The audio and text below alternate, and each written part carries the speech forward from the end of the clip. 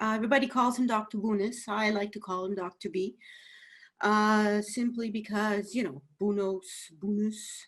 But I met this handsome Italian man when he walked into our old office on 292 the Patno and Street. And he walked in, looked around, like wondering where he was, because really being a scientist that he couldn't believe he was out, what we used to call out in the boonies, because we were really outside of the Montreal area.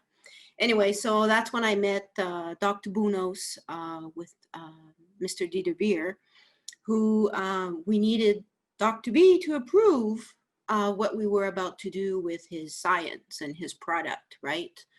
So yeah, that's how I met Dr. B, walking through the Immunotec building at the time known as Evergreen, and having the Immunotec coming together with Dr. B and us being the Evergreen team, and the two companies merging together. So yeah, he walked through the office and he said, okay, where's my office? And we assigned him an office, and that's how it started back in 1996.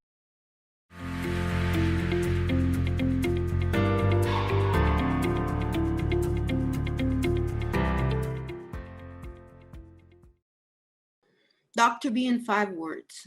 Well, I could use 100 words to describe this man, but obviously everybody understands and knows he was a brilliant scientist.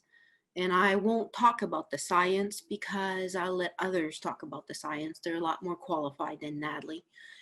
But yes, he was a brilliant scientist. My number 2 would be he's a proud Italian man. Everybody knows in the 1900s early, when the Italian men were like so macho, well, that's Dr. B. He was very humble, couldn't care less about money, couldn't care less about beautiful things, but he did care a lot about people. So he did not like crowds. That's for sure. He hated the crowds. It took Suzanne and myself sometimes hours, you don't understand, hours to get him out in public to meet people, simply because he was just more comfortable being in his own space, and we tried to respect him like that.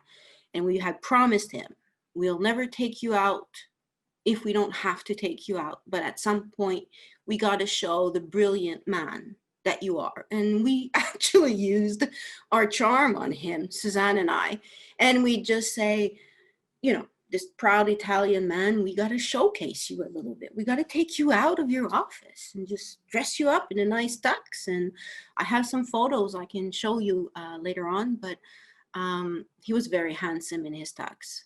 And he was handsome because some of us, Suzanne, Lena, I also have to mention, and myself, would work hard to make him presentable to the crowd. But he was grumpy, very, very grumpy. So those are my top 5 of Dr. B.